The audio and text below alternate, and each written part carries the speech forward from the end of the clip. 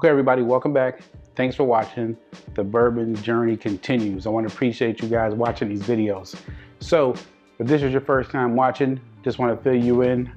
What I'm doing is I'm going through a lot of different bourbons, trying to find one or two or three that I like that I can keep in there.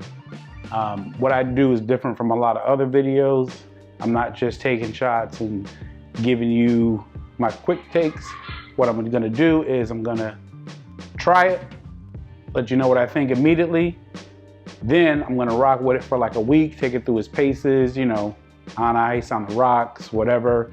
After a week, I'm gonna come back and give you like my long-term review. So this week, what I got is McAfee's Benchmark number 8.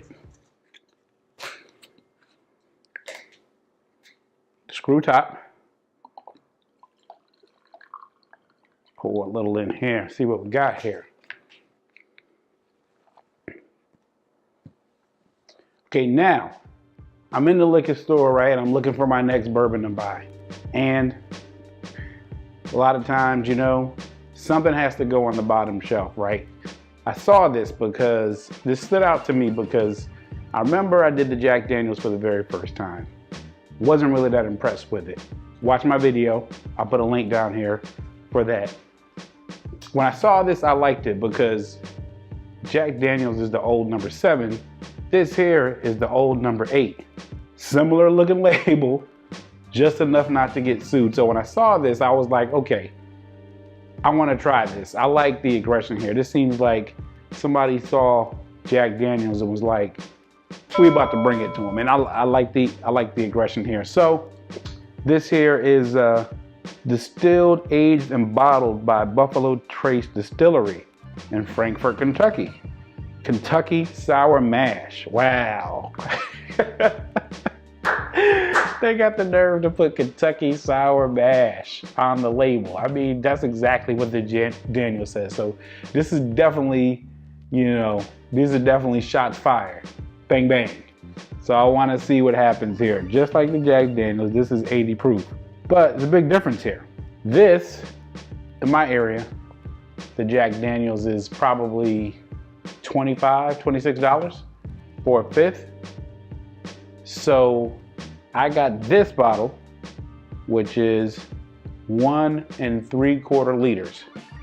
So this is essentially one regular bottle and another liter. And the price for this was less than one regular bottle of Jack Daniel. So I'm gonna definitely try this on its own, but I'm gonna, when I come back next week and do my long-term review, I'm gonna go ahead and tell you what I think compared to the Jack Daniels, because think about it. You could either get one bottle of Jack Daniels or for less price, more than 2 bottles of this. This is probably like around 22 or 23.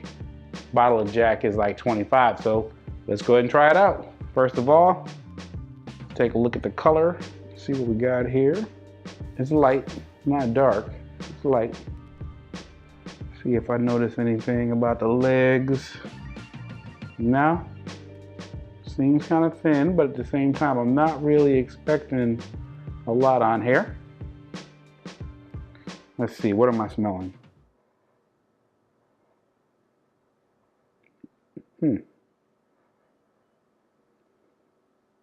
I smell apple.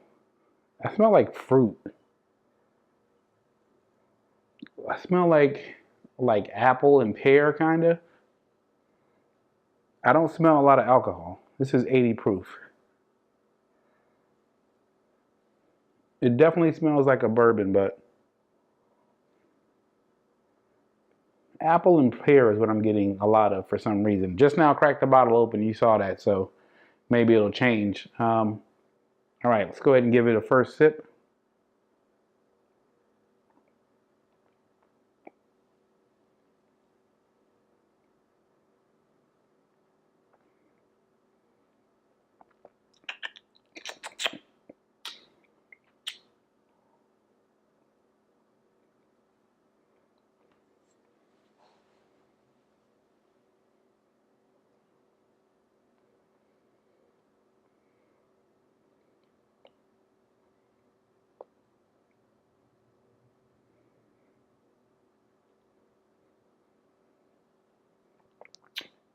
I can tell you overall,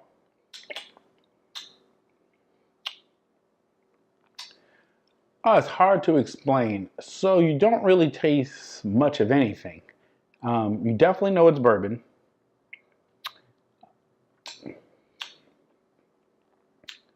I'm not really tasting anything that's distinct. I'm not taking, it's very like plain Jane. It kind of reminds me of being plain Jane in a way like the Jack was plain Jane.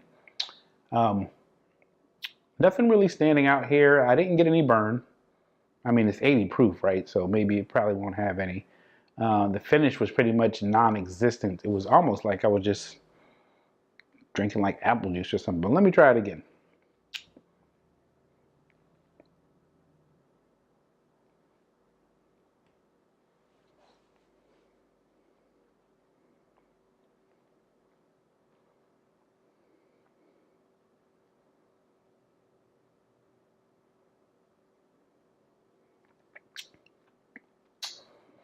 I'm not really getting anything here.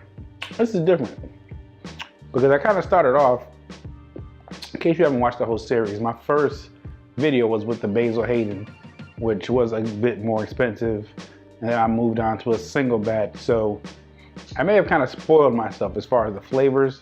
I'm not getting a lot of flavors out of here. You know that this is whiskey, but it's very thin. It's very weak. This looks like this would be good for mixing into something.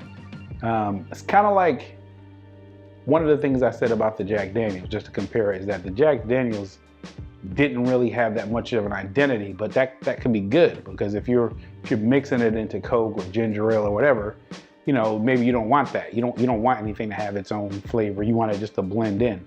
This immediately is feeling like it could blend in very easily with a mixed drink or something. Nothing offensive. Still, the smell.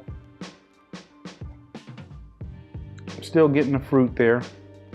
I mean, it's only 80 proof, so I don't want to add water to it. But yeah, at first glance, first taste, I like it.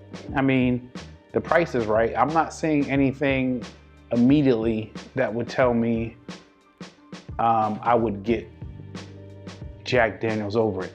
This has a different taste. This is more of a traditional bourbon taste. Jack kind of has its own taste. If you haven't had Jack, you'll know what I'm talking about. It has its distinctive taste. This is a different taste. But it doesn't have that thing at the end with Jack that I didn't like. Jack had this kind of thing at the end that made you want to go like, and this doesn't have that. Very smooth, very smooth. Buffalo Trace, good job here. I'm gonna try this out. I'll be back, I'll let you know what I think. Thanks for watching, we'll see you next time.